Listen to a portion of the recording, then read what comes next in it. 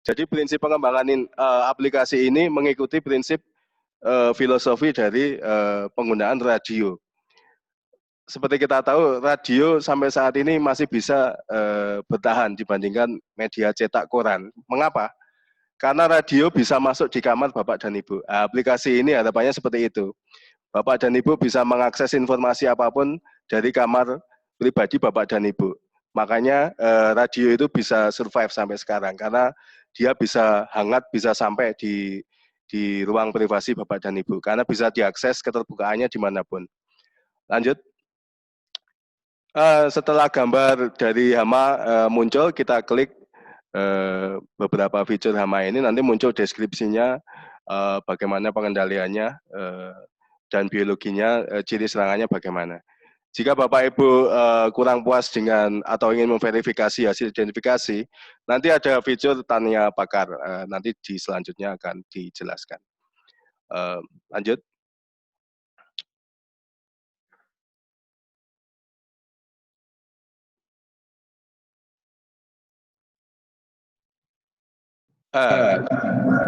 Maaf, lumayan. Sebentar. Oke. Oke. Oh ya.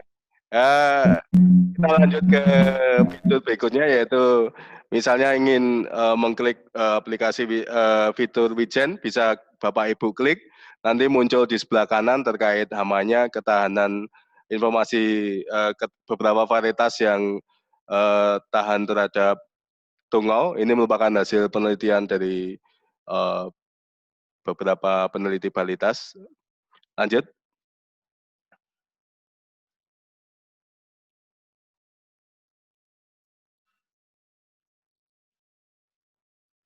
Lanjut.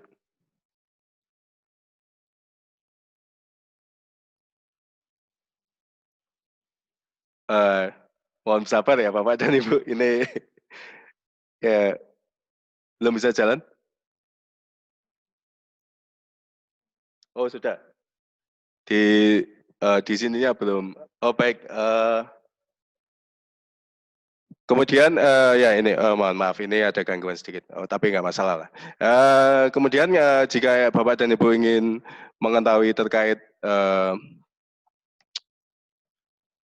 hama tungau misalnya, bisa Bapak Ibu klik dan muncul beberapa gambar gejalanya. Misalnya ini di gambarnya ciri serangan tungau di Wijen, dia mengalami keriting.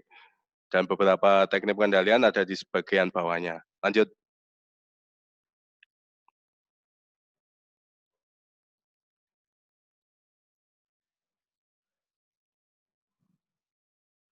Nah, ini di fitur aplikasi SeaMaster ini, versi 2 ini, kita ada perbaikan di penambahan artikel. Jadi,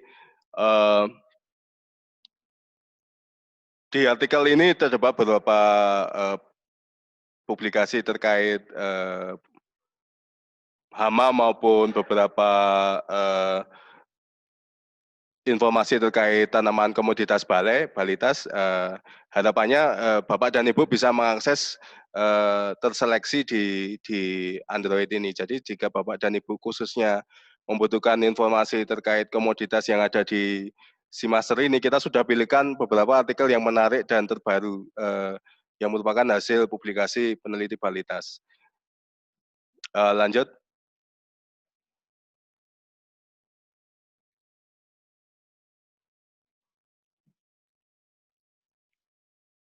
Nah, ini dibandingkan dengan beberapa aplikasi Android lainnya, dengan beberapa aplikasi serupa di Play Store, kita memiliki keunggulan komunikasi dua arah. Jadi kita memberikan layanan dari kelompok peneliti entomologi dan fitopatologi, dan SeaMaster ini memberikan layanan yaitu berupa adanya komunikasi dua arah. Dengan jika Bapak dan Ibu ragu dengan identifikasi yang dilihat secara di fitur tadi, bisa ditanyakan secara langsung ditanya pakar ini. Jadi ditanya pakar ini berfungsi sebagai mediator antara pengguna dan balitas. Nantinya jika ada pertanyaan lain terkait non hama atau informasi yang tidak ada di sini tidak bisa kita sampaikan, kita teruskan ke bagian layanan di Balitas untuk disampaikan ke peneliti yang bersangkutan untuk dijawab, diberikan solusi lebih lanjut. Jadi ada komunikasi dua arah, tidak hanya satu arah. Di aplikasi lainnya saya lihat tidak ada komunikasi dua arah, jadi lebih memudahkan untuk penyampaian atau diseminasi teknologi dari Balitas. Lanjut. Untuk di fitur aplikasi SeaMaster ini kita mengikuti pergerakan atau kecanggihan teknologi yang banyak digunakan saat ini, terutama media sosial, Facebook, YouTube, Instagram kita maksimalkan. Terutama untuk di YouTube kita mencoba untuk memaksimalkan penyampaian informasi melalui dalam bentuk penyampaian video, jadi lebih menarik. Lanjut. Misalnya dari YouTube ini jika kita klik akan mengarah ke channel kita, channel SeaMaster. Ini terdiri dari beberapa video terkait teknologi Balitas dan ada tutorialnya di tutorial penggunaan aplikasi ini juga sudah kita buatkan di YouTube. Jadi Bapak dan Ibu lebih mudah untuk mencernanya, untuk lebih enak untuk ditonton karena saat ini lebih banyak berkembang informasi terkait video. Baik, lanjut.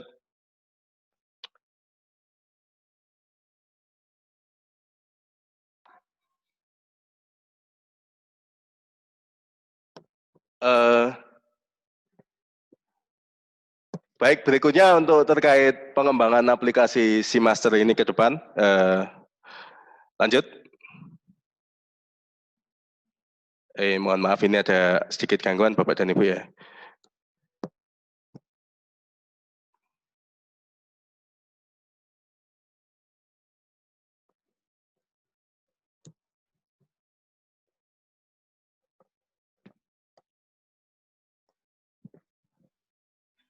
Bisa muncul di di laptop saya tidak muncul, jadi nggak apa-apa, kita lanjutkan aja Bapak dan Ibu ya. Untuk pengembangan ke depan, kita ingin membuat database terkait hama. Tadi sudah disampaikan di Pak Asbani ya, informasinya sangat lengkap. Bisa kita lengkapi lagi ini Pak Asbani ya. Harapannya nanti dengan kelengkapan database ini memberikan informasi identifikasi secara cepat lewat gambar. Kemudian harapannya ke depan kita juga ingin mengembangkan terkait identifikasi menggunakan kamera. Jadi kita potret akan muncul prediksi ini hama apa dari database back.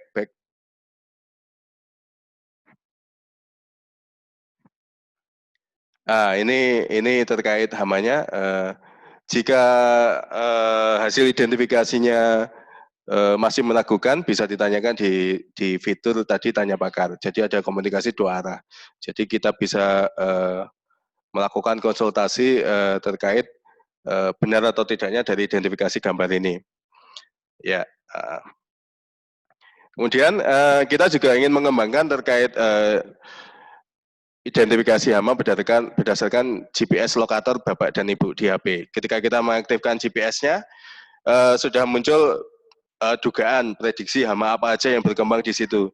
Tadi sudah disampaikan di Pak Asbani ada beberapa lokasi. Jika kita munculkan, mohon kembali ke belakang.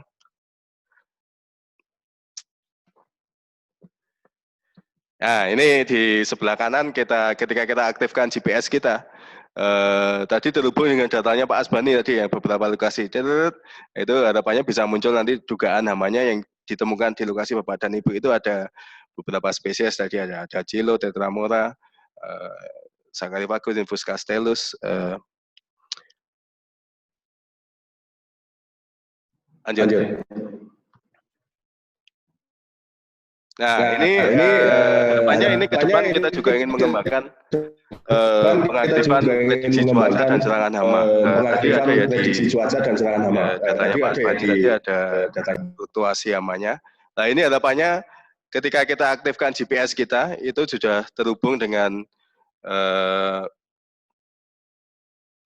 aplikasi di Google Map dan sudah terprediksi cuaca hari ini apa dan muncul prediksi kira-kira serangan hama apa yang cocok atau suitable di suhu dan suhu lokal, terutama di lokasi Bapak dan Ibu. Lanjut.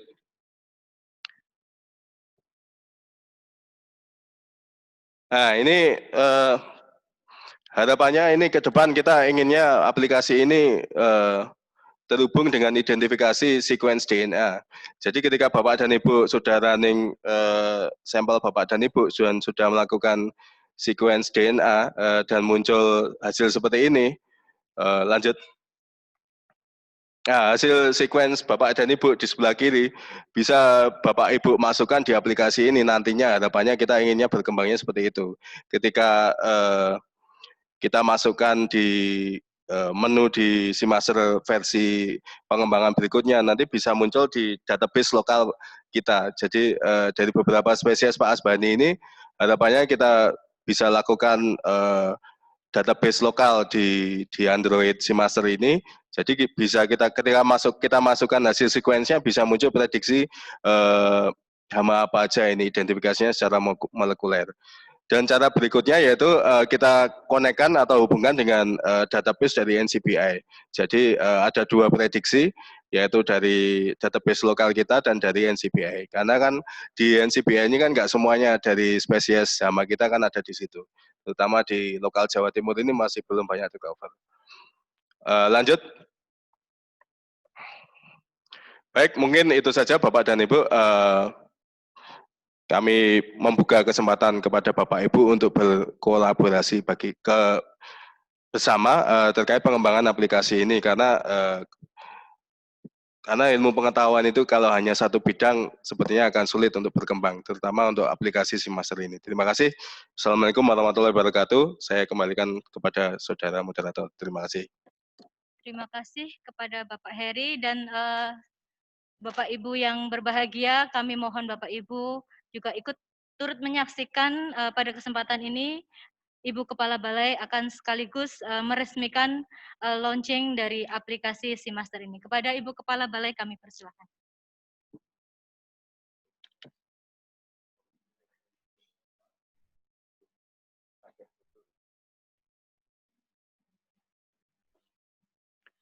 Terima kasih Bapak Ibu peserta webinar semuanya.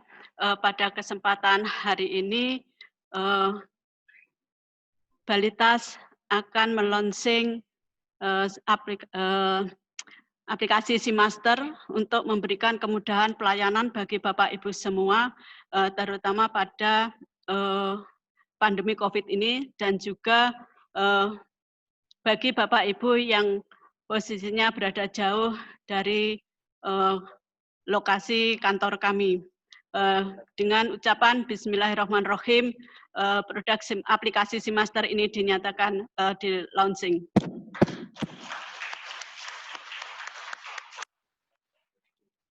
Terima kasih.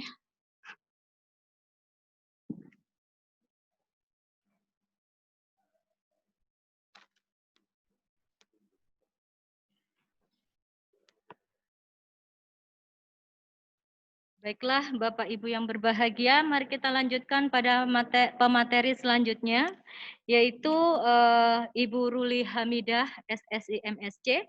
Beliau juga merupakan salah satu dari peneliti Balitas. Beliau juga seorang pemulia. Beliau memperoleh gelar S1-nya dari FMIPA Biologi Universitas Airlangga, dan S2-nya beliau peroleh dari Fakultas Biologi Universitas Gadjah Mada. Pada kesempatan kali ini beliau akan menyampaikan materi tentang perbanyakan benih tebu melalui kultur jaringan. Kami persilahkan kepada Ibu Ruli Hamidah.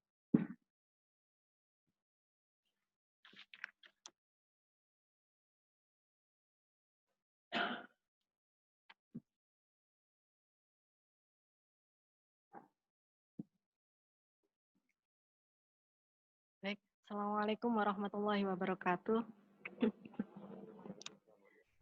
Alhamdulillah pada pagi hari ini kami bisa bergabung kembali dalam acara webinar produksi benih tebu dan pengolahan hama pengerek tebu. Pada kesempatan pagi hari ini kami akan menyampaikan terkait dengan perbanyakan benih tebu melalui kultur jaringan yang dilaksanakan di Laboratorium Kultur Jaringan Balitas. Lanjut. Yang melatar belakangi kegiatan ini adalah salah satu dari tujuan perbanyakan benih guna mendukung langkah strategis program akselerasi peningkatan produksi gula nasional, yaitu penggunaan benih sehat dan bermutu. Seperti kita ketahui bahwasanya memproduksi benih sehat dan bermutu merupakan salah satu upaya yang paling efektif dan efisien untuk meningkatkan produksi tanaman pertanian. Tetapi kendala utamanya saat ini adalah ketersediaan benih yang sehat, benih tebu yang sehat masih sangat terbatas. Kita ketahui bahwa benih-benih yang beredar di petani adalah benih-benih hasil keperasan pada kebun tebu giling, dari kebun tebu giling, sehingga tingkat serangan penyakitnya cukup tinggi. Lanjut. Guna mendukung program akselerasi pengadaan benih, perlu ketersediaan benih dalam jumlah yang cukup, mutu yang baik, komposisi varietas, dan jenis varietas yang sesuai dengan lokasi dan tipologi lahan. Pengadaan benih dalam skala besar, dalam waktu yang cepat, seragam serta bebas dari penyakit sulit dipenuhi jika kita masih menggunakan perbanyakan secara konvensional. Alternatif yang kami gunakan, Balitas menggunakan teknologi pilihan dan teknologi harapan, yaitu menggunakan kultur in vitro. Kultur in vitro ini menggunakan prinsip totipotensi, di mana sumber eksplan, sumber bahan tanam yang digunakan cukup sedikit, dan setiap sel dan jaringan tanaman bisa berkembang menjadi organ tanaman yang utuh melalui serangkaian proses morfogenesis dengan stimulasi kondisi yang sesuai. Jadi setiap bagian tanaman dapat digunakan sebagai starter atau eksplan untuk dikembangkan menjadi tanaman yang utuh. Oleh karena itu, sumber bahan tanamnya tidak perlu menggunakan sumber bahan tanam yang banyak. Lanjut. Pada perbanyakan benih tebu, kita mengetahui konsep G0, G1, dan G2. G0 atau generasi ke-0 adalah benih tebu yang berasal dari proses kultur jaringan atau mikropropagasi untuk perbanyakan varietas unggul baru atau penyehatan benih. Jadi G0 ini merupakan hasil aklimatisasi dari planlet kultur jaringan. Selanjutnya G1 atau generasi ke-1 adalah benih tebu hasil perbanyakan G0 yang telah ditanam di lapang, kemudian dipanen dan diproses baik dalam bentuk budset maupun budchip. Selanjutnya benih G1 ditanam kembali ke lapang dan dihasilkan generasi kedua atau G2. Hasil pertanaman G1 tersebut baik berupa budset maupun budchip. Lanjut. Konsep awal kultur jaringan tebu yaitu digunakan untuk memproduksi benih penjenis atau breeder seed. Kultur jaringan menyediakan benih sehat dalam waktu yang cepat. Di sini karena faktor multiplikasinya cukup tinggi dan dihasilkan setiap waktu, tidak mengenal musim, karena dilakukan di dalam laboratorium. Bahan tanam dan pohon induknya sedikit, tetapi kultur jaringan masih memiliki kelemahan, yaitu sampai saat ini keterampilan teknik dan kesiapan laboratorium kultur jaringan di beberapa daerah masih cukup terbatas. Selain itu, penggunaan untuk memproduksi benih yang cepat dan sehat masih membutuhkan biaya yang cukup mahal. Lanjut. Baik Bapak Ibu sekalian, untuk memproduksi benih tebu mulai dari G0 sampai G2 kita membutuhkan 3 tahapan. Yang pertama adalah tahapan di laboratorium, yaitu kita melakukan tahap multiplikasi. Kegiatan ini dilakukan selama 4 bulan. Di sini adalah perbanyakan dilakukan subkultur pada kalus yang sudah terbentuk sampai terbentuk pengakaran. Waktu yang diperlukan untuk multiplikasi di dalam laboratorium selama 4 bulan. Kemudian dilakukan aklimatisasi pertama dan aklimatisasi kedua di screenhouse, waktu yang dibutuhkan selama 2-3 bulan, dan ini dihasilkan kelas benih G0.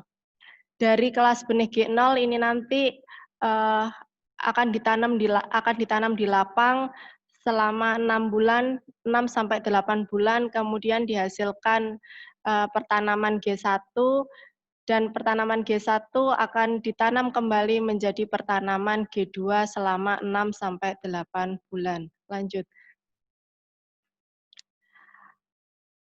Varietas tebu yang diperbanyak di laboratorium kultur jaringan Balitas saat ini ada 6 varietas, 2 varietas yang dirilis oleh Balitas pada tahun 2018, yaitu PSMLG1 dan PSMLG2 Agribun, serta 4 varietas yang dirilis oleh Puslitbang Perkebunan pada tahun 2017, yaitu AAS, AMS, ASA, dan CMG Agribun.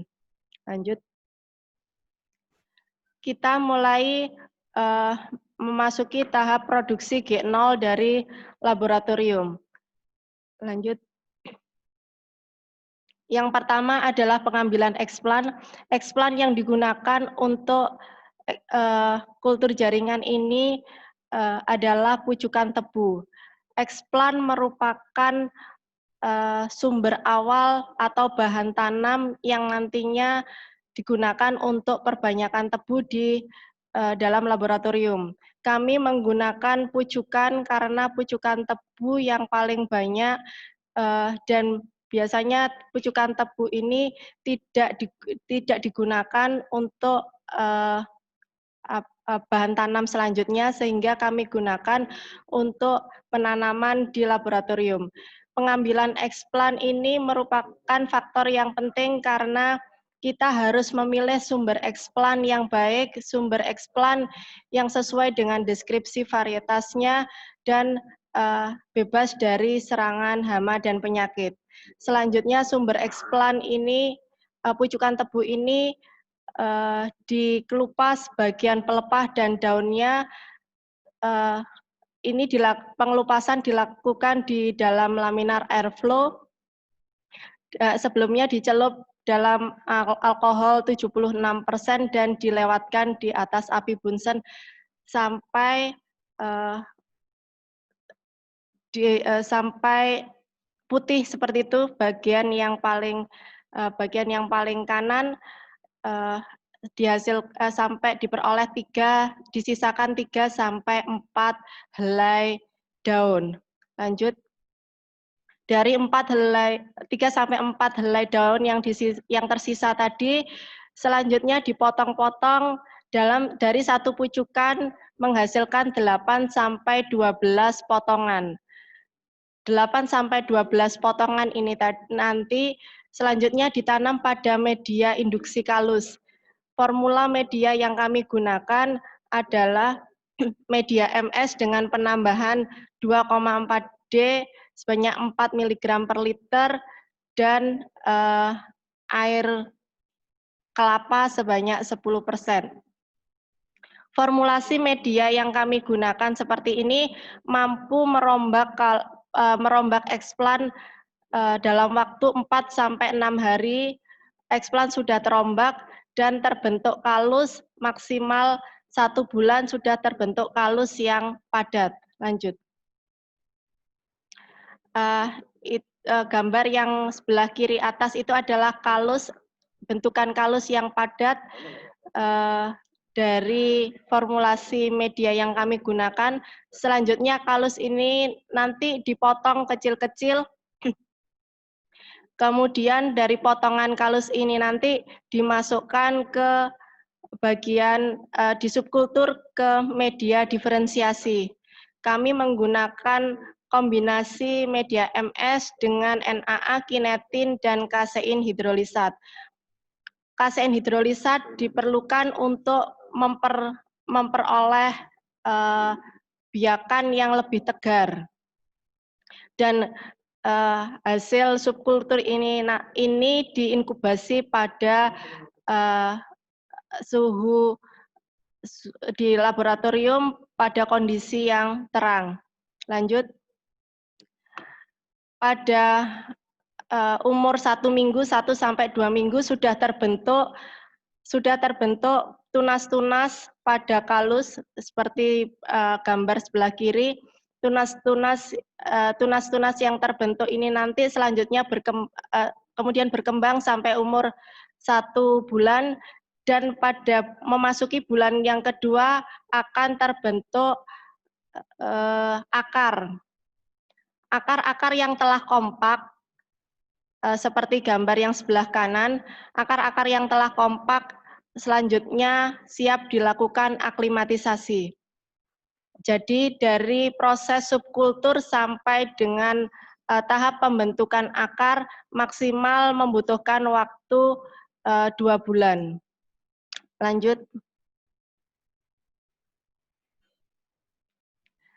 Ini adalah tahap aklimatisasi yang pertama. Jadi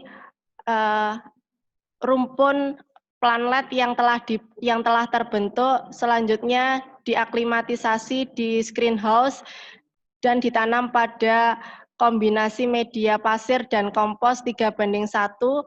Penanaman dilakukan di screenhouse selama 1 bulan sampai bentukan tanaman terlihat kokoh dan pengakarannya kuat.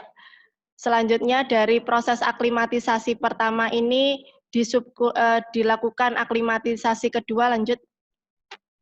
Dilakukan aklimatisasi kedua yaitu pemisahan benih genol yang sudah bisa di-split satu-satu. Jadi dari satu rumpun itu bisa menghasilkan 4 sampai 6 tanaman. Ini waktu yang diperlukan di tahap aklimatisasi kedua ini selama 1 sampai 2 bulan sampai tanaman siap pindah ke lapang. Lanjut. Bapak Ibu yang saya hormati, kendala awal penanaman tanaman berdinding lunak salah satunya adalah tebu. Yang pertama adalah kontaminasi. Kontaminasi yang sering terjadi adalah kontaminasi cendawan dan bakteri. Hal ini terjadi karena sterilisasinya terlalu lemah. Kami menggunakan sterilisasi pada saat pengambilan eksplan dan penanaman itu menggunakan alkohol 76% dan dilewatkan di atas api Bunsen. Jika sterilisasinya terlalu keras, justru sebaliknya jaringan eksplan akan mati. Kendala selanjutnya adalah adanya oksidasi fenol. Oksidasi fenol ini terjadi eksplannya terlihat browning, terlihat kecoklatan, sehingga medianya pun juga terlihat kecoklatan. Fenol akan bereaksi dengan O2 sehingga menghasilkan kuinon. Kuinon inilah yang menjadi penghambat proses regenerasi. Oleh karena itu, pada varietas-varietas tebu yang banyak menghasilkan fenol, kita menambah media dengan arang aktif atau antioksidan. Biasanya kami menggunakan polifenol pirufat atau asam askorbat. Yang selanjutnya adalah dormansi. Dormansi dari eksplan itu dapat diatasi dengan cara penambahan zat pengatur tumbuh dengan formulasi media tertentu. Dan yang terakhir adalah respon awal atau daya regenerasinya lambat. Hal ini dapat diantisipasi juga dengan formulasi ZPT yang tepat, dan biasanya regenerasi yang lambat ini karena subkultur yang dilakukan itu sudah sangat berulang. Subkultur yang dilakukan di laboratorium Balitas maksimal 3 kali subkultur. Setelah 3 kali subkultur, pengalaman yang kami temui, regenerasi dari eksplan itu sangat menurun. Waktu pembentukan kalus dan waktu pembentukan tunas menjadi lebih lama. Lanjut. Setelah kita memperoleh G0 dari laboratorium, G0 yang telah siap di screenhouse, selanjutnya kita melakukan persiapan G1 di lapang. Lanjut.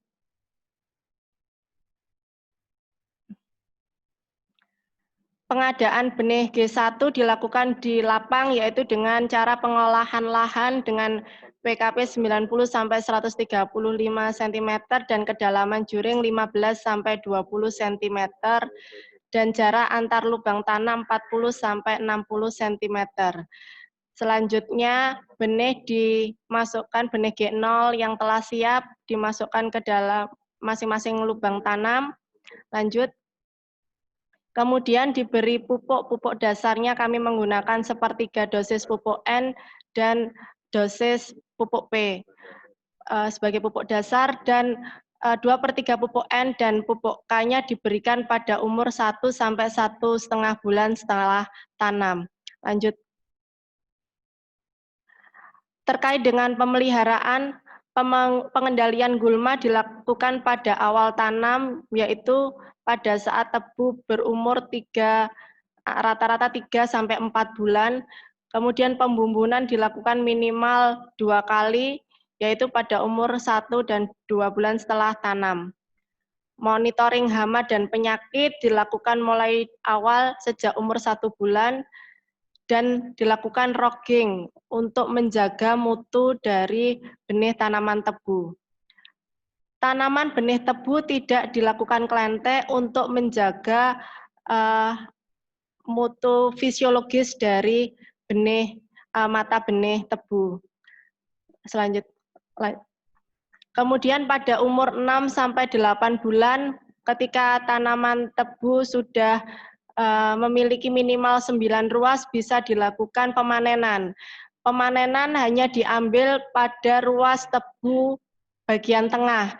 Jadi 3 ruas di atas dan 2 ruas di bawah dibuang. Kemudian setelah itu dilakukan proses pemotongan menggunakan batset atau batchipper untuk bahan tanam pada kebun G2. Lanjut. Ini adalah panen benih tebu pada umur 6 sampai 8 bulan. Terlihat bahwa di lapang tidak dilakukan penglentekan, kemudian benih tersebut diangkut ke lokasi untuk pemotongan. Lanjut. Pada tempat yang teduh baru dilakukan penglentekan pada batang tebu. Penglentekan atau pembuangan pelepah daun dan dilakukan pembuangan pada 3 bagian ruas teratas dan 2 ruas bagian bawah. Kemudian dilakukan pemotongan menggunakan alat batchipper. Lanjut. Balitas menyarankan setelah dilakukan pengambilan mata tunas menggunakan batchipper, maka kami sarankan untuk melakukan perawatan menggunakan air panas atau hot water treatment 52 derajat Celcius selama 30 menit. Setelah 30 menit, benih yang dimasukkan dalam waring tersebut kemudian direndam pada larutan fungisida dan ZPT selama 10 menit. Lanjut. Ini adalah benih-benih tebu, benih bajib tebu yang telah siap, kemudian dilakukan pendederan pada bedengan, dan ketika umur 1 bulan, kemudian dipindah ke dalam pot tray. Lanjut. Ini adalah benih tumbuh di pot tray pada umur 3 bulan, dan siap didistribusikan untuk menjadi benih G2. Lanjut. Bapak Ibu sekalian, ini adalah kebun benih G2 hasil kultur jaringan yang ada di kebun Asem Bagus. Terima kasih Bapak Ibu sekalian. Lanjut. Sudah selesai. Terima kasih Bapak Ibu sekalian yang dapat kami sampaikan. Mohon maaf apabila ada kesalahan. Assalamualaikum warahmatullahi wabarakatuh. Saya kembalikan ke moderator. Terima kasih kepada Ibu Ruli Hamidah, dan selanjutnya adalah sesi tanya jawab. Di sini saya lihat di room chat banyak sekali pertanyaan yang diajukan oleh Bapak Ibu peserta. Ini membuktikan bahwa para peserta kita kali ini begitu antusiasnya untuk bisa sharing ilmu, bisa berbagi pengetahuan, dan mungkin akan satu persatu akan saya bacakan, atau mungkin nanti jika tidak ada waktu, maka nanti akan kita rekap dan hasilnya akan kita share di WhatsApp group. Ini yang pertama, banyak pertanyaan yang ditujukan untuk Bapak Dr. Asbani. Saya bacakan ya Bapak Dr. Asbani, mohon dicatat dan nanti mungkin dijawab. Ini dari Bapak Andi, Puslit Biotek. Gejala dan tanda serangan awal antara CA dan PS hampir sama. Bagaimana untuk mengetahui atau untuk membedakan hal tersebut? Itu yang nomor 1. Dan pertanyaan yang kedua dari Bapak Jody. Ini nggak tahu ini dari mana Bapak Jody. Pertanyaannya adalah, memperhatikan salah satu dari kebun teh, sanitasi cukup baik. Tapi mengapa penggerek batang masih menyerang? Kira-kira apa penyebabnya dan strategi apa untuk menanggulanginya? Ini saya bacakan 3 terlebih dulu ya Pak. Jadi biar mudah untuk ditanggapi. Ini yang ketiga dari Bapak Trimujoko dari UPN Veteran. Kenapa daerah Malang variasi hama tebunya demikian banyak? Mungkin itu dulu.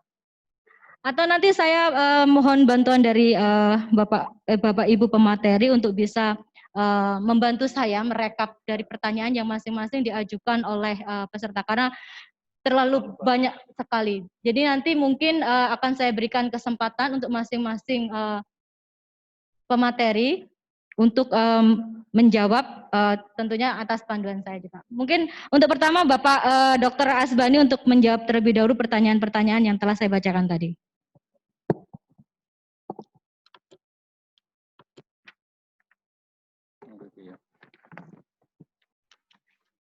Terima kasih atas pertanyaan dari Bapak Ibu sekalian.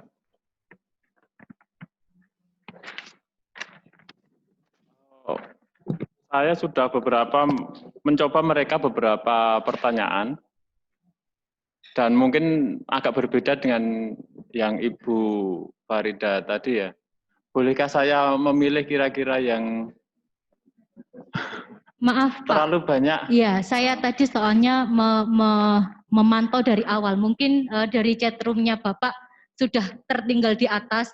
Jadi kita berikan kesempatan. Yang pertama memang memberikan pertanyaan. Ya itu tadi dari Bapak Andi. Coba saya ulangi lagi pertanyaannya jika Bapak kurang bisa menangkap.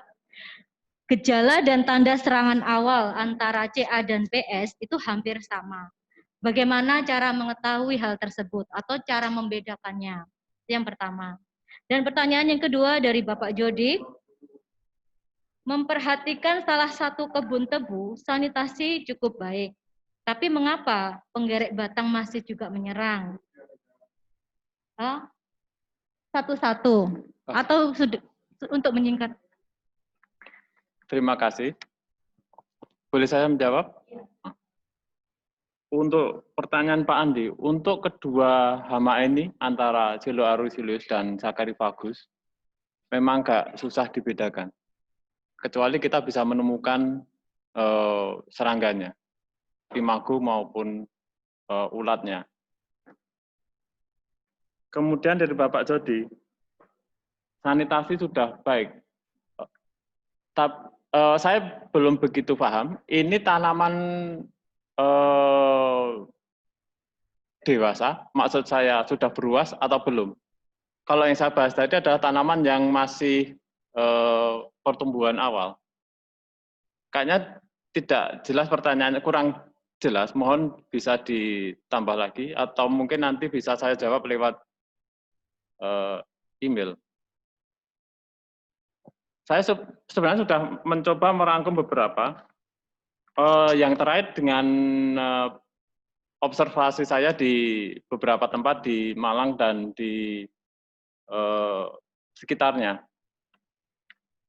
Terutama tentang sebaran penggerek dari Ibu Puspitaning dari Universitas Brawijaya, kemudian Bapak Luki dari BKP Balikpapan, kemudian dari Bapak Yagus dari Faperta UNED yang hampir sama pertanyaannya.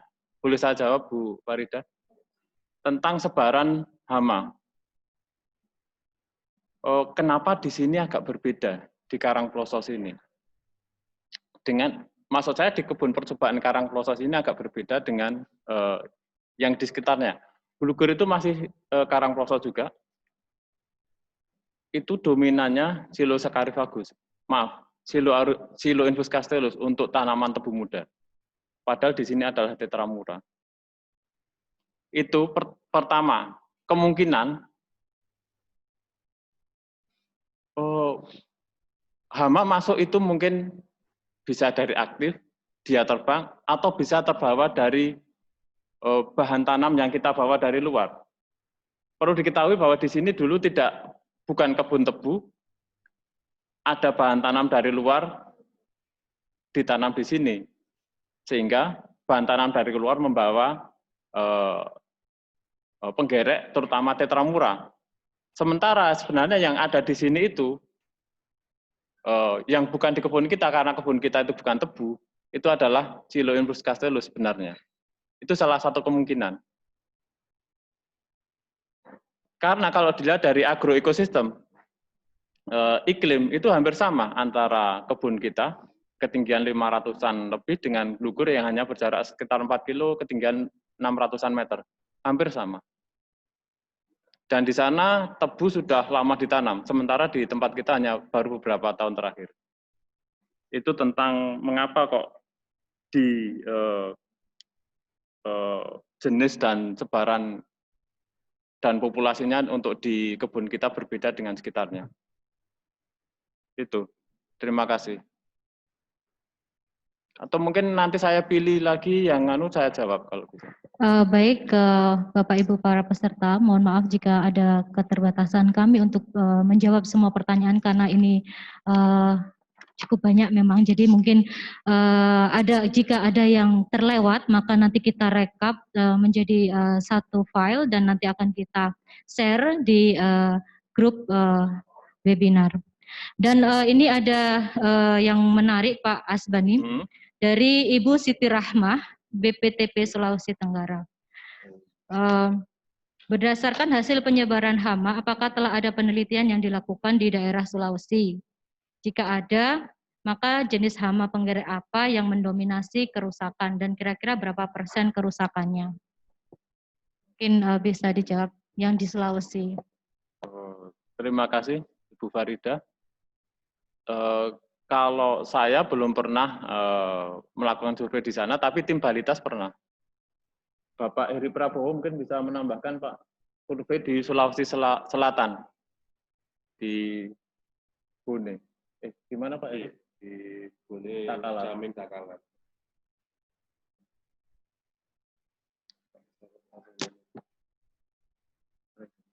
Pak Heri. Kan kalau Pak Heri ingin menambah. Kenapa?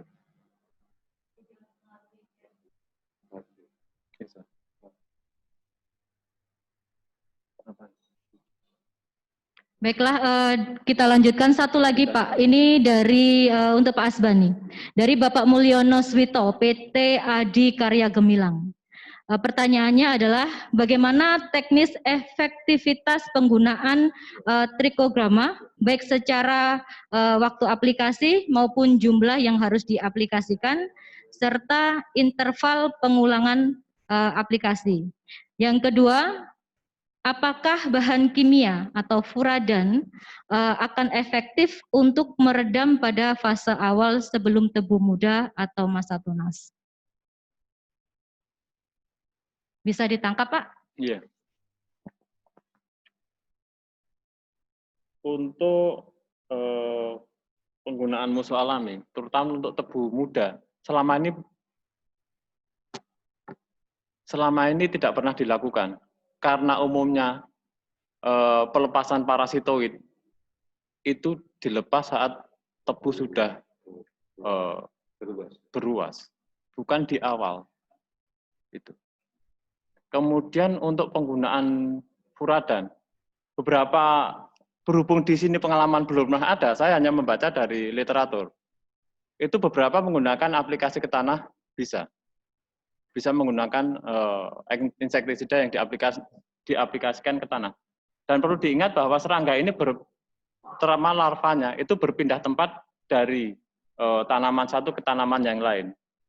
Dengan adanya insektisida di tanah, kemungkinan akan mengurangi populasi dan juga perpindahan larva ini dari satu tanaman ke tanaman yang lain.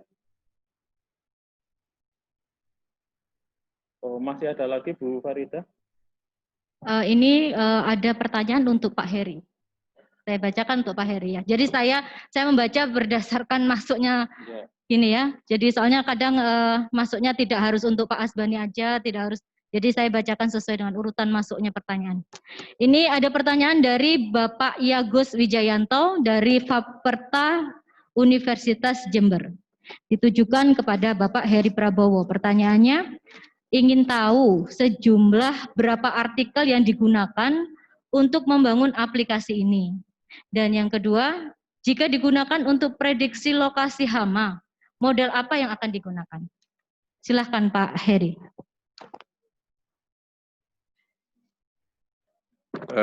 Baik, terima kasih Bu Farida. Untuk terkait artikel, kita aplikasi ini kalau terlalu banyak artikel itu mengalami lag kalau di istilahnya terjadi. Jadi kita pilihkan artikel yang terbaik untuk yang di artikel kita batasi, tapi nanti kita update terus. Yang ditampilkan di artikel kita pilih beberapa artikel supaya tidak membebani Android-nya ini. Jadi nanti beberapa periode kita ganti lagi. Jadi ini dari aplikasi ini didasarkan dari beberapa penelitian peneliti balita sekaligus di bunga rampai sudah ya kan?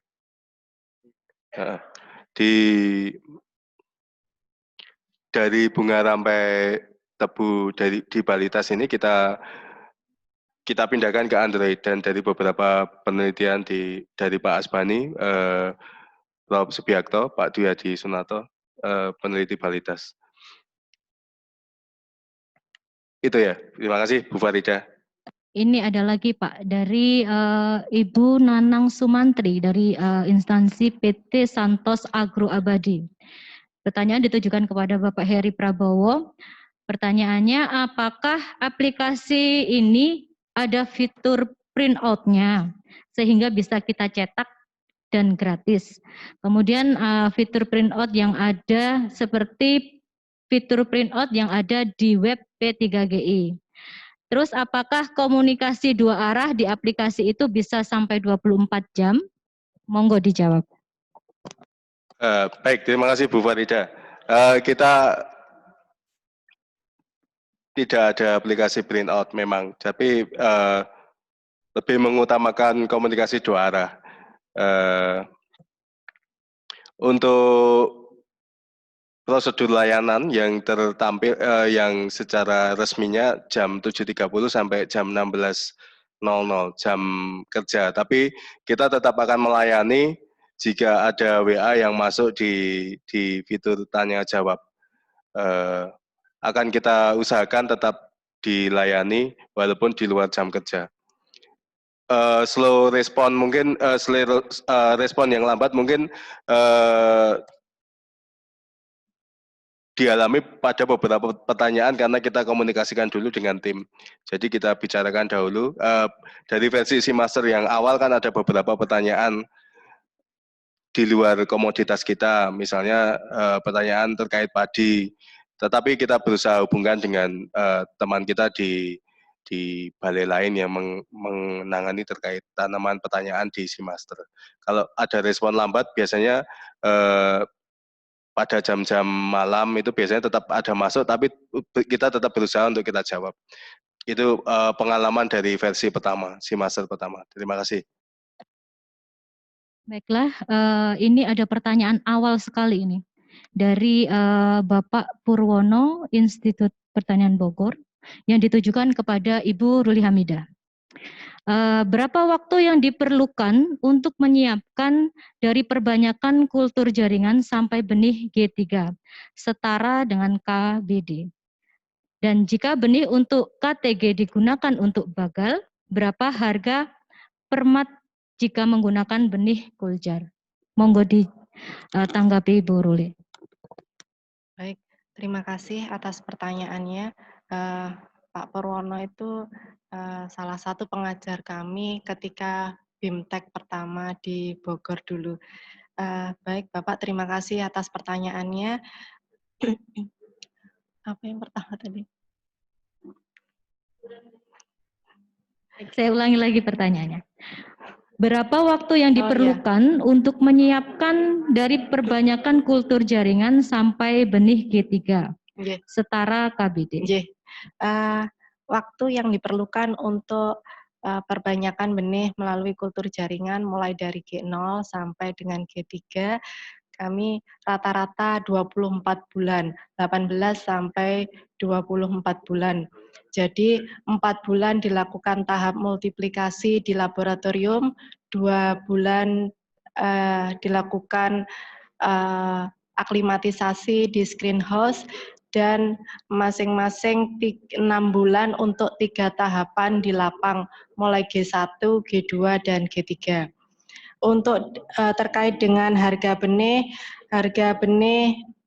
hasil kultur jaringan yang perhitungan yang telah dilakukan oleh tim untuk harga G0 itu sebesar Rp2.000 per tanaman. Sedangkan untuk benih G3, mohon maaf Pak, sampai saat ini belum dilakukan perhitungan lebih lanjut. Mungkin nanti kami akan berkolaborasi dengan teman-teman dari Sosek untuk melakukan perhitungan sampai ke benih G3. Gitu Bu, terima kasih. Melanjutkan pertanyaan lagi, ini ditujukan untuk Bu Ruli Hamidah dari Bapak I. Ketut Ardana dari Puslit Bangun. Pertanyaannya adalah produksi benih tebu melalui kultur jaringan diharapkan menghasilkan perbanyakan secara massal dalam waktu yang bisa diatur sesuai kebutuhan, sehingga dapat memenuhi kebutuhan benih secara tepat waktu dan jumlah dengan harga yang lebih murah. Namun, pada umumnya petani di daerah pengembangan tebu kurang tertarik membeli benih tebu hasil kultur jaringan karena harganya lebih mahal dibandingkan dengan benih konvensional. Di samping itu, penangkar atau petani pembuat benih juga masih meragukan keunggulan benih hasil kultur jaringan, terutama dalam hal keseragaman tumbuh dan kepraktisan dalam transportasi. Mohon dijelaskan upaya apa yang telah dan akan dilakukan untuk memberikan pelayanan benih dengan harga bersaing dan meyakinkan petani tentang keunggulan benih tebu kultur jaringan. Sehingga adopsi teknologi benih ini berdampak signifikan dalam pembangunan pertebuan nasional. Monggo dijawab, Bu Ruli. Terima kasih kepada Pak Ketut terkait dengan kebijakan. Mohon maaf, saat ini kami di sini belum bisa maksimal untuk menjelaskan terkait dengan kebijakan. Mungkin itu nanti ranah dari balai atau puslit sendiri terkait dengan persaingan, mengatur harga supaya bisa bersaing dengan benih-benih konvensional. Tetapi terkait dengan mutu benih yang dihasilkan dari kultur jaringan, kami jamin, kita bisa menjamin terkait dengan mutunya.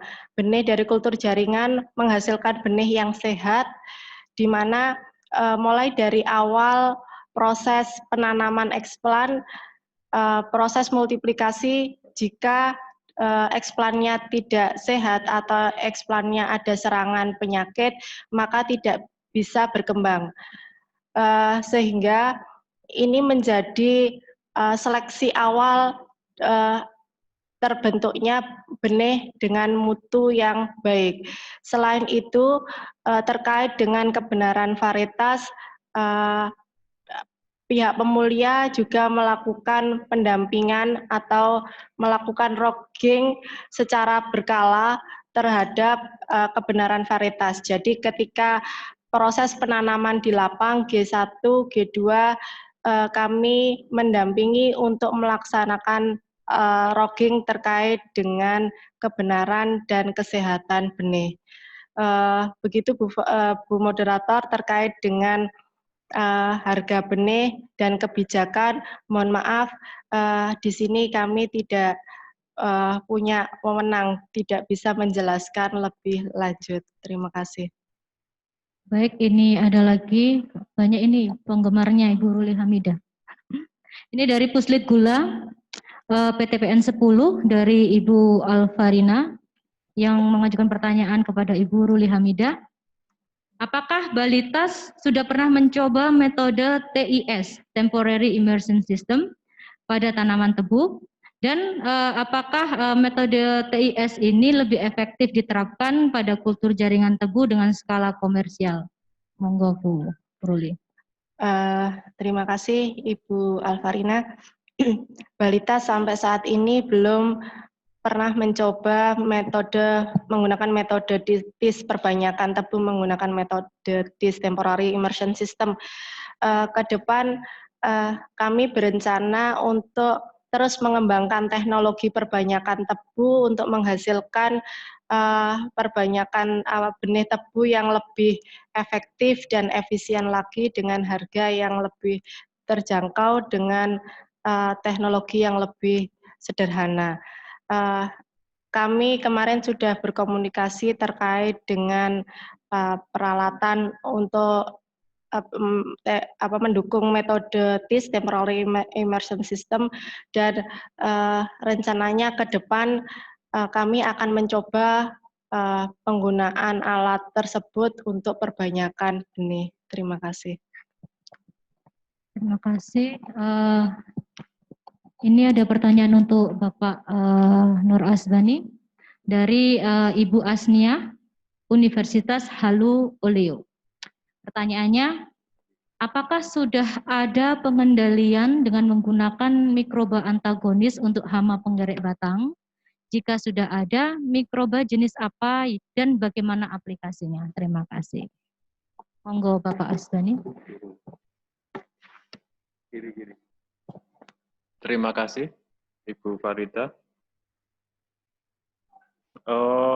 Selama ini memang penggunaan mikroba patogenik bukan antagonis ya, itu untuk tebu masih sangat kurang, setahu saya setidaknya.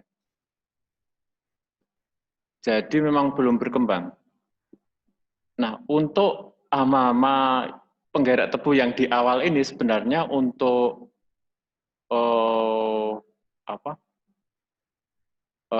patogen serangga yang bisa bertahan di dalam tanah, seperti nematoda, kemudian jamur-jamur patogenik serangga maksudnya, itu berkesempatan, berpeluang untuk digunakan.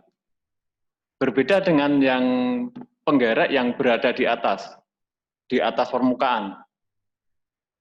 Mereka masuk ke dalam dan hanya keluar ketika mau berpindah ke tanaman atau ke ruas berikutnya yang di atas. Kalau yang di dalam tanah itu kemungkinan untuk kontak dengan patogen serangga, baik jamur, kemudian bakteri maupun nematoda itu sangat berpeluang. Terima kasih. Namun penelitian belum dilakukan untuk ke sana. Terima kasih. Baik, ini ada pertanyaan selanjutnya untuk Bapak Nur Asbandi lagi dari Yosi Andika, jurusan Tanah, Fakultas Pertanian UB. Ada dua pertanyaan, yang satu untuk Pak Asbandi, yang satu untuk Pak Heri. Jadi saya bacakan semua, nanti silahkan ditanggapi. Untuk Pak Nur Asbandi, bagaimana hama penggerek yang ada di daerah Madiun dan sekitarnya? Apakah berbeda untuk hama penggerek pada kondisi lahan kering dan daerah sawah? Dan pertanyaan untuk Pak Heri Prabowo, untuk update data atau informasi, apakah dilakukan secara berkala? Informasi sebaran hama penyakit sudah bagus. Perlu adanya rekomendasi waktu tanam jadi bisa terintegrasi. Apakah ada tidak simulasi perhitungan potensi produksi jika suatu lahan terkena hama penyakit? Silahkan Pak Nur Asbandi dan kemudian Pak Heri untuk menanggapi. Terima kasih Bu Farida dan Pak Yosi atas pertanyaannya. Untuk hama-hama penggerek yang ada di Madiun dan sekitarnya, terus terang untuk saya tidak berpengalaman di daerah sana. Namun sebenarnya data-data itu kalau mau, itu di PGPG ada. Mereka ada, dan dengan SeaMaster ini sebenarnya kalau petani itu bisa mengakses SeaMaster, kemudian memberi informasi kepada kita, bisa menambah mengembangkan SeaMaster ini terutama dari sisi sebaran dan jenisnya. Juga mungkin juga dengan populasinya juga bisa. Demikian Ibu Farida, terima kasih. Pak Heri, silakan. Baik, terima kasih Bu Farida. Terkait update data, kita usahakan jika ditemukan informasi menarik, kita usahakan untuk kita update. Karena ini aplikasi ini sifatnya dia dinamis. Untuk rumahnya tetap, tapi informasinya bisa kita rubah sesuai dengan keinginan. Tapi kita batasi jumlahnya supaya tidak membuat Android-nya menjadi lambat. Kemudian terkait simulasi produksi, ini belum kita sediakan di aplikasi ini, masih terbatas di informasi dan komunikasi dua arah. Tapi di data Pak Asbandi pernah ya Pak Asbandi membuat simulasi kerusakan itu Pak, yang di penggerek itu? Oh belum. Oh ya, baru tahap awal sedang dilakukan. Terima kasih. Baik, ini saya lanjutkan. Ini antusias dari peserta, Masya Allah, Alhamdulillah. Banyak sekali pertanyaan yang disampaikan ke kita. Mudah-mudahan kita bisa mengcover semuanya. Ini ada pertanyaan untuk Ibu Ruli Hamidah dari Bapak Farid Srijanto, PT PG Swasta gitu aja dia.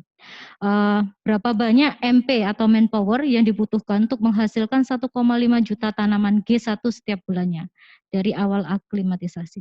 Monggo Bu Ruli.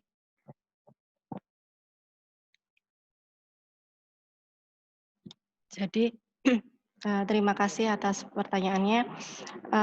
Dalam 1 hektar dalam 1 hektar pertanaman diperlukan benih sebanyak 20.000 sampai 22.000 benih G0. Jadi tadi pertanyaannya 1.500.000 ya. Jadi dalam 1 hektar itu diperlukan benih 20 sampai 22.000 benih G0 dalam dari 1 benih itu nanti akan dihasilkan rata-rata 6 sampai 8 rumpun. Dari 6 sampai 8 rumpun itu nanti masing-masing rumpun akan menghasilkan masing-masing batang akan menghasilkan 6 mata. Mohon maaf nanti akan kami hitung dan akan kami jawab melalui chat Bu Farida. Terima kasih. Baik,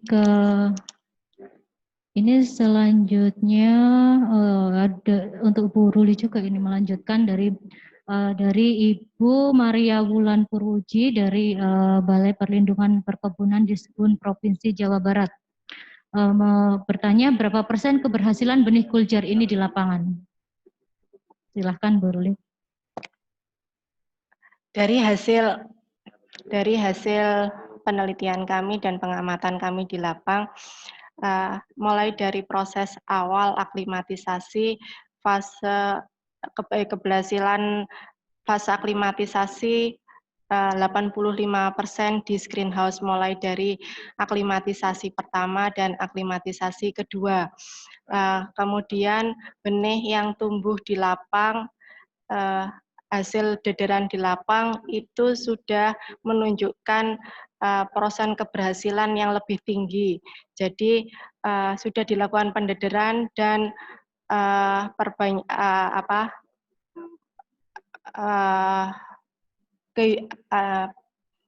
perpindahan di tray.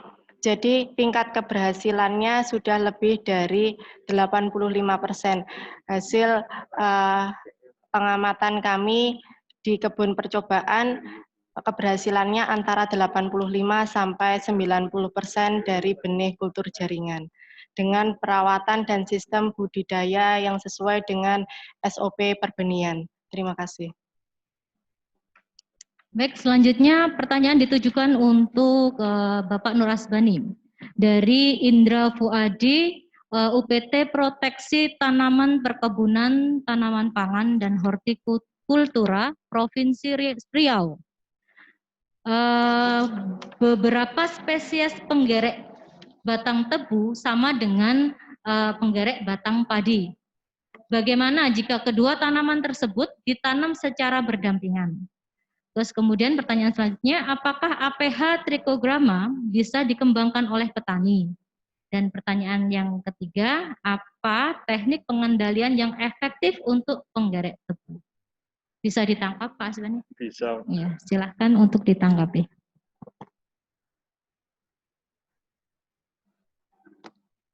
Terima kasih Ibu Farida.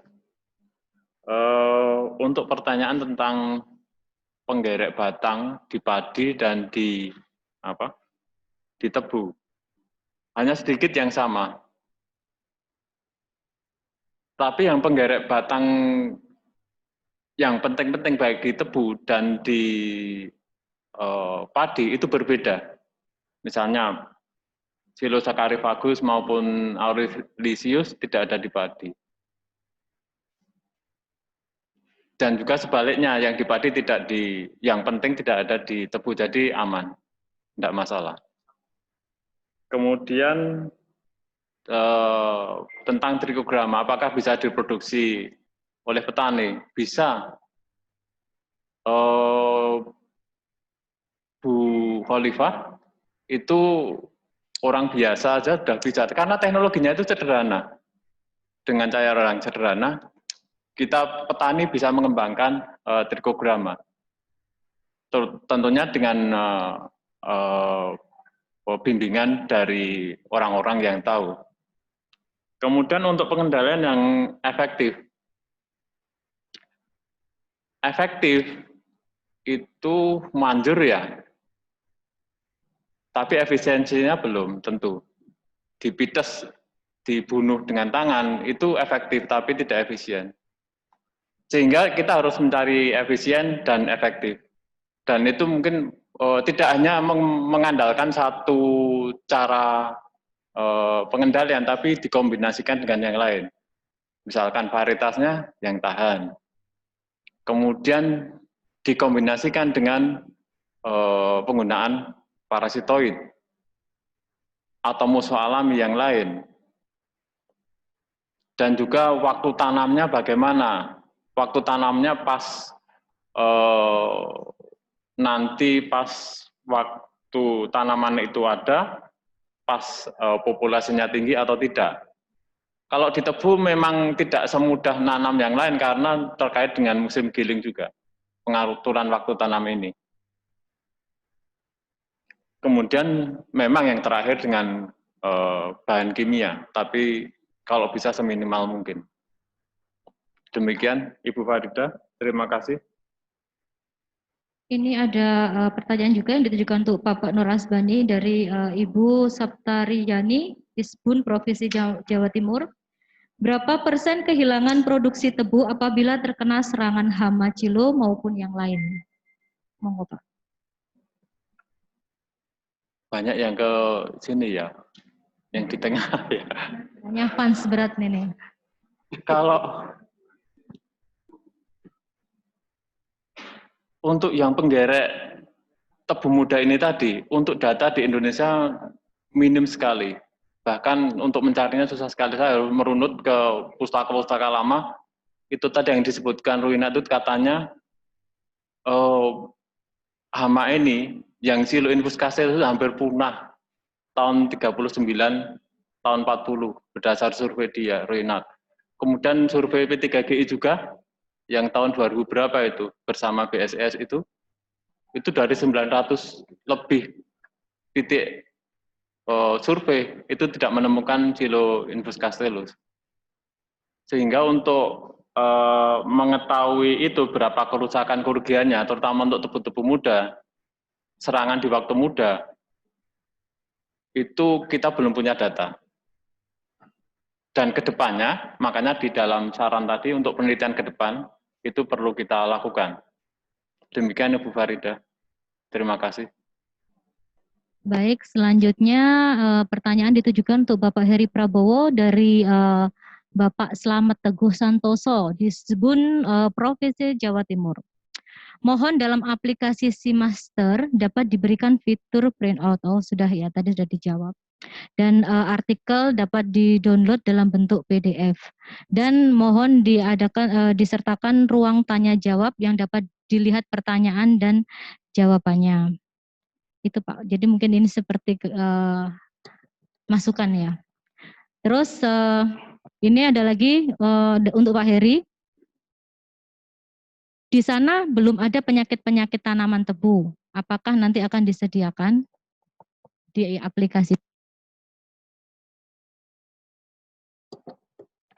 Baik, terima kasih Bu Farida. Ya, kita memang tidak menyediakan dalam bentuk printout, dalam bentuk PDF. Tapi jika ada permintaan bisa kita kita nanti pengembangan ke depannya sebenarnya bisa dilakukan dengan screenshot ya, screenshot di Android-nya terus di print dalam bentuk gambar.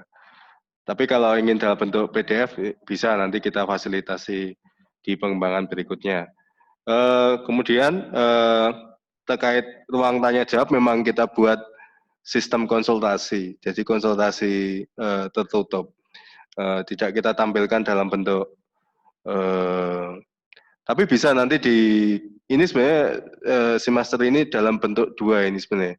Yang dipublish memang dalam bentuk Android, tapi kita punya web khusus yang belum kita isi. Nanti bisa pengembangan berikutnya di webnya ini masih kosong.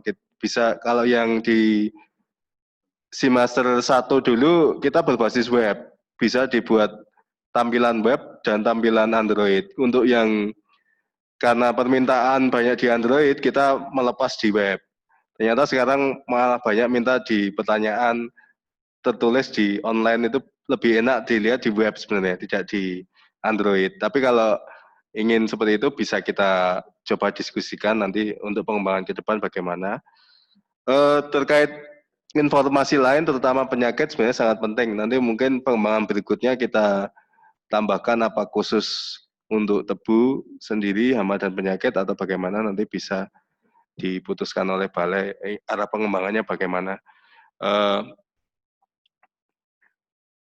Sekaligus menambahkan Bu Farida, aplikasi ini membuka peluang kepada Bapak Ibu peserta, terutama di wilayah di luar Jawa Timur atau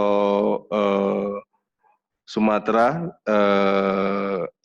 Kalimantan, dan Sulawesi untuk mengirimkan update hama yang Bapak Ibu temukan untuk dikirimkan ke situs Tanya Pakar. Jika ada spesies-spesies baru atau serangan yang dulu tidak ada dan sekarang naik, bisa kita munculkan di Simaster sebagai informasi tambahan.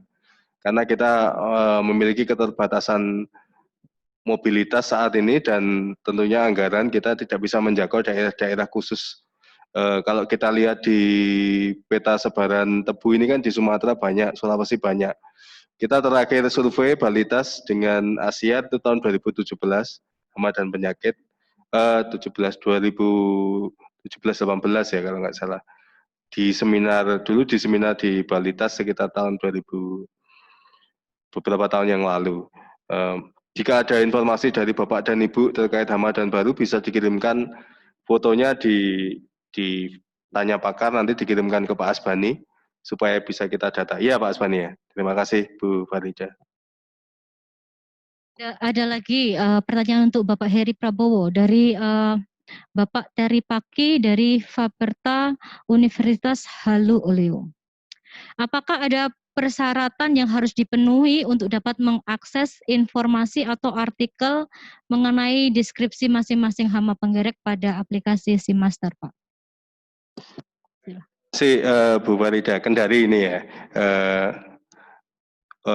Kita pernah juga survei di sana di daerah mana kemarin?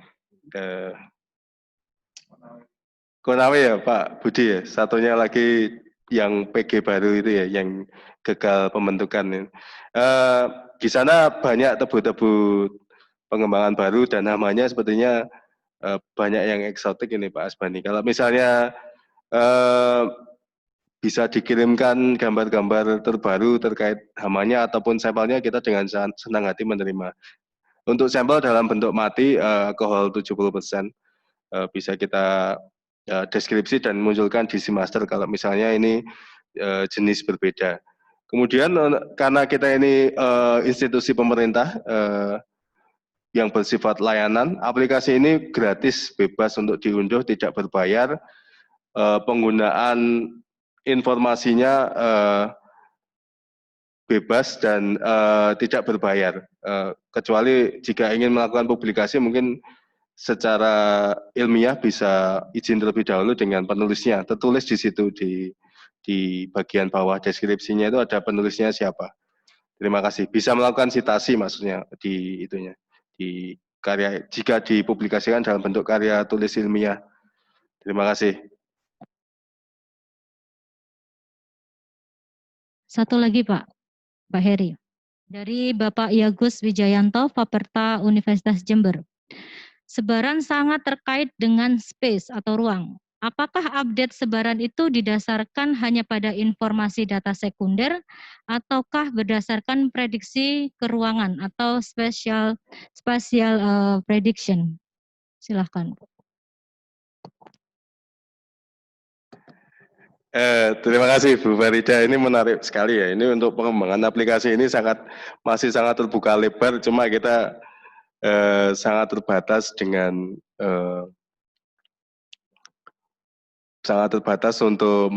untuk memindahkan ide kita ke Android ini kan ternyata banyak keterbatasan ya. Misalnya untuk menambah artikel sebanyak mungkin ternyata ada set efeknya, dia menjadi menurun kinerjanya.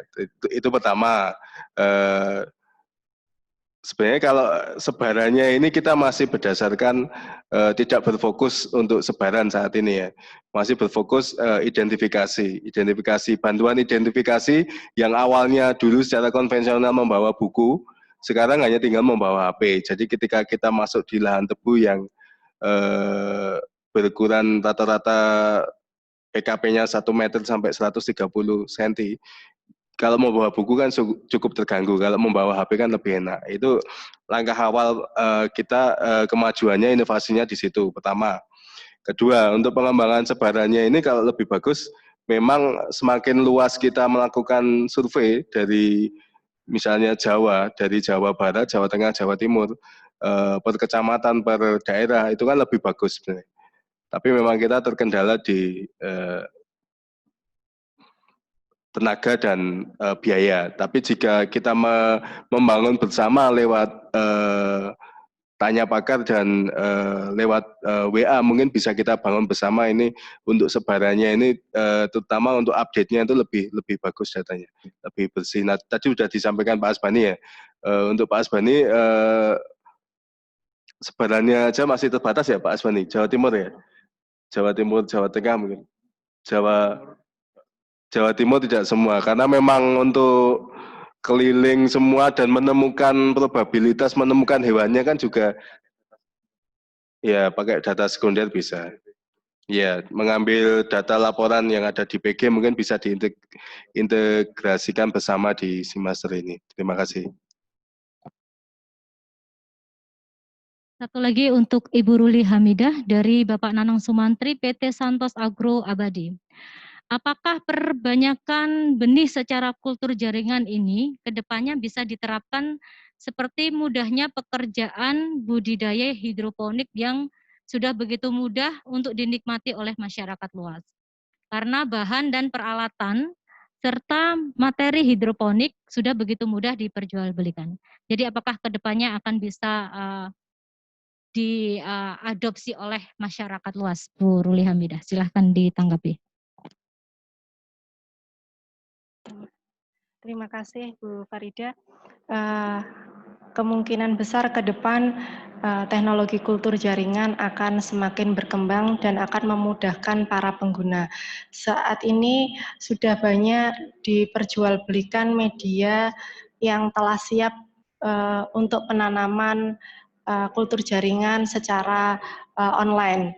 Dan kami sendiri sudah mencoba untuk melakukan penanaman penanaman eksplan tebu tanpa dilakukan di laboratorium. Jadi kami sudah mencoba di rumah dengan peralatan yang sederhana, dengan media yang telah jadi, yang sudah diperjualbelikan. Tetapi sampai saat ini memang keberhasilannya masih kecil karena sterilisasi ruangan, sterilisasi tempat yang digunakan untuk penanaman itu menjadi salah satu faktor penting untuk keberhasilan kultur. Kemungkinan ke depannya ketika kita memang ingin mengedepankan kultur benih-benih kultur jaringan, benih-benih yang sehat dan bermutu, keberhasilannya akan lebih meningkat lagi. Terima kasih Bu Farida.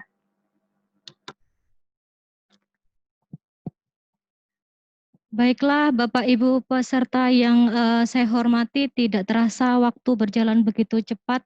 Ini ada beberapa sebenarnya yang belum bisa kita cover, jadi mungkin nanti akan kita kirim semua pertanyaan ini, akan kita rekap dengan sekalian tanggapan dari masing-masing narasumber dan nanti akan kita share di grup WhatsApp Bapak Ibu semuanya. Baiklah, saya akan sedikit meringkas apa yang kita diskusikan hari ini, bahwa produksi benih tebu melalui kultur jaringan ini nanti diharapkan bisa diadopsi teknologinya oleh masyarakat luas, sehingga nanti benih hasil kultur jaringan ini sudah tidak dianggap mahal. Dan juga kami Balitas melaunching aplikasi Simaster untuk membantu Bapak Ibu atau masyarakat luas untuk mengetahui tentang hama tanaman tebu. Dan mungkin kedepannya akan kami lakukan perbaikan-perbaikan untuk tetap melakukan update secara berkala, baik itu hama tanaman tebu maupun penyakit tanaman tebu.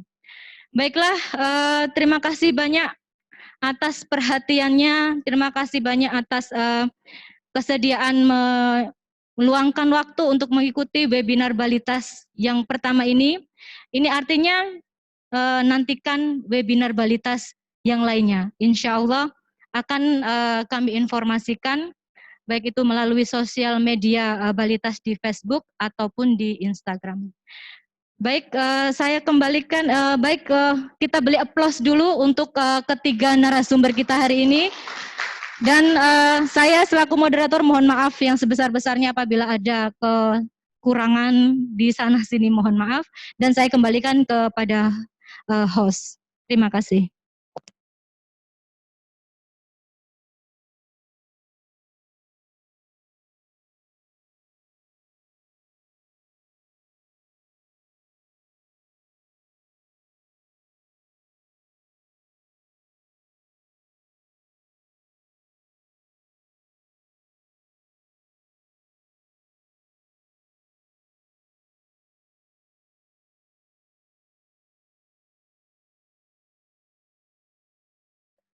Baik, terima kasih Bapak dan Ibu peserta webinar Balitas. Kami ucapkan terima kasih atas partisipasinya mengikuti acara ini dari awal hingga selesai. Untuk materi akan disampaikan melalui WAG dan juga dimohon untuk mengisi link pengisian IKM dan juga nanti sertifikat akan di-share di WAG. Terima kasih atas perhatiannya dan sampai ketemu di acara webinar Balitas berikutnya, insya Allah hari Selasa minggu depan dengan tema mengenai komoditas tembakau. Terima kasih. Wassalamualaikum warahmatullahi wabarakatuh.